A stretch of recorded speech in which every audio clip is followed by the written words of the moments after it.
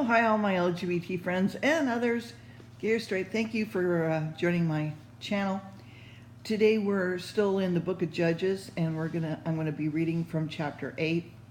But before I do that, I just wanted to say about the previous chapter that Jesus really knows our human nature, and he knows that we like to boast and and say, well, the war wouldn't have been won if I wasn't there, right? And that we like to be boastful. So, and God knows this. So if he's going to do something that's going to be for his glory, that's why he pared down the army so much, so that it would be seen that 300 men against, and apparently there was about 138,000 Midians and Amorites, or whoever else was there, one of the other ites. And so I just wanted to share that little tidbit with you. And also the book of John is one of my favorite books. God really does know us inside and out. Even when Jesus was here, when anybody would come up to him, he would know them instantly. He knew, he made them, he knows who they are. Even though they didn't know, he knew who they were. And so I don't know, that just adds a different dimension to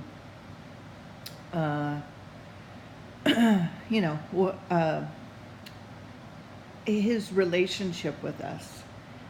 He already does know us. We just need to accept him in and have a relationship with him, and to listen to him and listen to his voice. And for me, I don't know about you guys, but for me, because I guess the day's so busy and we don't have any, as James Taylor would put it,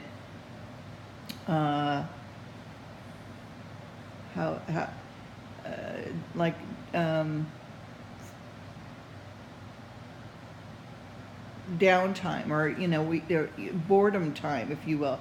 When you're bored, you tend to do things. You do more because you're bored, right? And so during those boring times, the quiet times, if you will, that's when the Lord comes to you, and you need to be familiar with his voice in your head.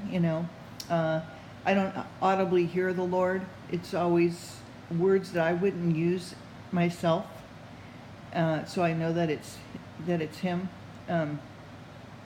Anyway, that's me. Okay, so chapter 8, oh boy, I don't have my glasses.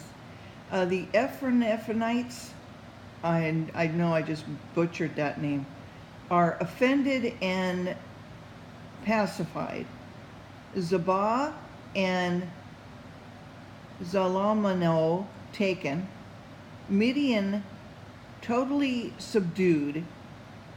Talks about Gideon's death and the Israelites' idolatry and ingratitude. We are full of sin, and we're always going to keep sinning.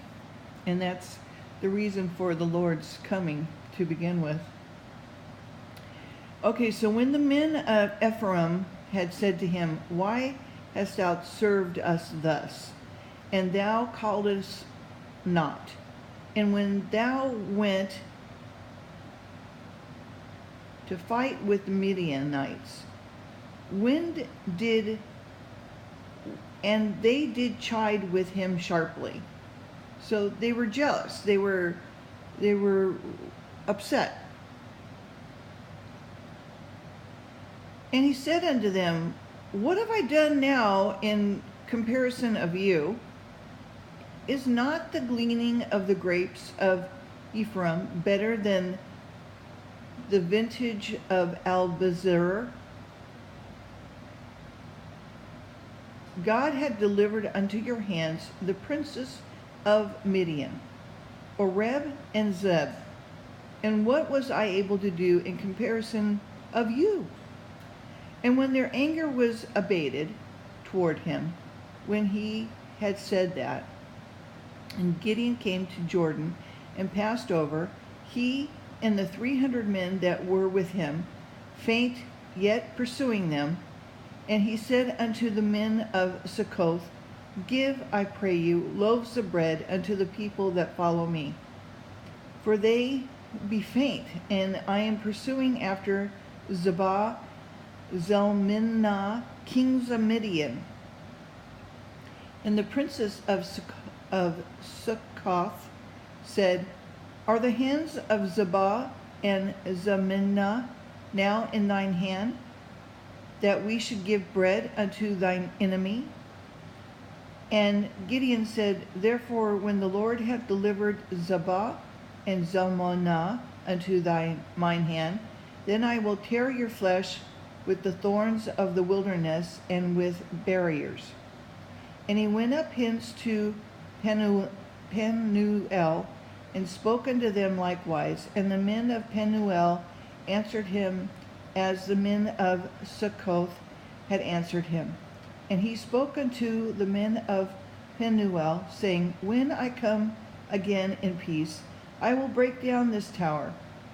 And now Zebah and Zalmunna were in Karkor, and their hosts were with them, about 15,000 men, that were left of all the host of the children of the east. For they fell 120,000 men that drew sword. And Gideon went up by the way of them that dwelt in the tents in the east of Nobah and Jogbehah, and smote the host, for the host was secure. And when Zebah and Zalmunna fled, he pursued after them, and took the 2 kings of the Midian, Zebah and Zalmunna, and discomfited all the host. So he had victory over them. And the Gideon, the son of Joshua, returned from battle before the sun was up, and caught a young man of Succoth, and inquired of him, and he described unto him the princes of Succoth, and the elders thereof, even 70 men. And when he came unto the men of Succoth, and said, Behold, Zebah and Zalmunna, with whom did ye upbraid me, saying, Are the hands of Zebah and Zalmunna now in thy hand, that we should give bread unto the men that are weary? And he took the elders of the city, and the thorns of the wilderness, and the barriers. With them he taught the men of Succoth. And he beat down the tower of Penuel, and slew the men of the city. Then he said unto Zebah and Zalmunna, What manner of men were they whom ye slew at Tabor? And they answered, As thou art, so were they. Each one resembled the children of a king. And he said, There were my brethren, even the sons of my mother. As the Lord liveth, if you had saved them alive, I would not slay you. And then he said unto Jether, his firstborn, Up and slay them. And the youth drew not his sword, for he feared, because he was yet a youth. Then Zebah and Zalmunna said, Rise thou and fall upon us, for as the man is, so is his strength. And Gideon arose and slew Zebah and Zalmunna, and took away the ornaments that were on their camels' necks. Then the men of Israel said unto Gideon, Rule thou over us, both thou and thy son. And the son also, and thy son's son also, for thou hast delivered us from the hand of Midian. And Gideon said unto them, I will not rule over you. neither shall my son rule over you.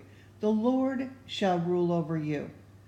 And Gideon said unto them, I would desire a request of you, that you would give me every man the earrings of his prey, for they had golden earrings, because they were Ishmaelites. And they answered, We willingly give them. And they spread a garment, and did cast therein every man the earring of his prey. And the weight of the golden earrings that he requested was 1,700 shekels of gold, besides ornaments and collars and purple remnants that were on the kings of Midian, and besides the chains that were about their camels' necks. And Gideon made an ephod thereof, and put it in his city, even in Ophrah, and Israel went thither a-whoring after it, which thing became a snare unto Gideon and to his house. Thus was Midian subdued before the children of Israel, so that they lifted up their hands no more. And the country was in quietness 40 years in the days of Gideon. Jerubbaal,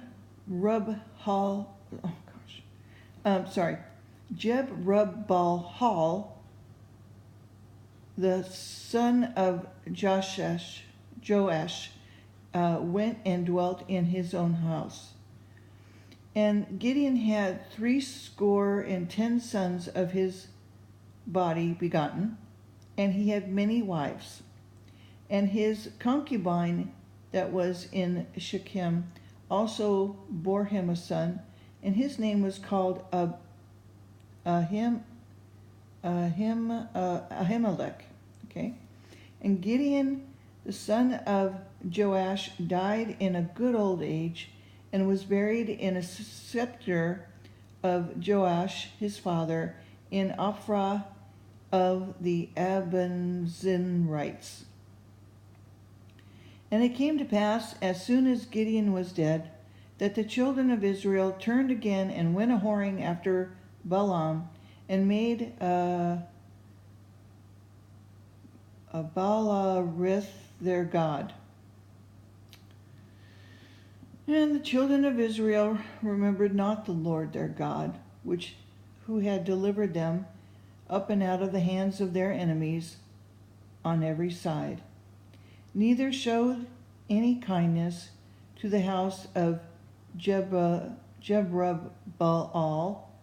namely Gideon, according to all the goodness that he had showed unto Israel. Okay, I'm going to stop there.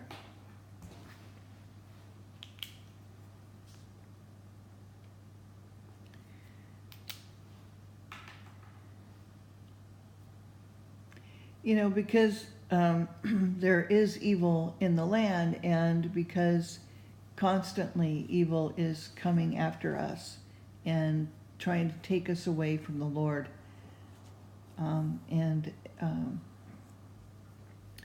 Many of these people, their father really is of the devil and not of God. And one of the songs I wrote, that it's when you have the Lord in you, you have him because he's called you to him. And when Jesus had said that to a group of people in the book of John, and to the disciples, many of the disciples that were following, not the 12, others, left when they heard that.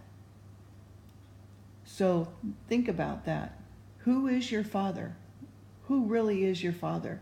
Is it God, or is it something else? Okay, have a great week. Talk to you later. Bye.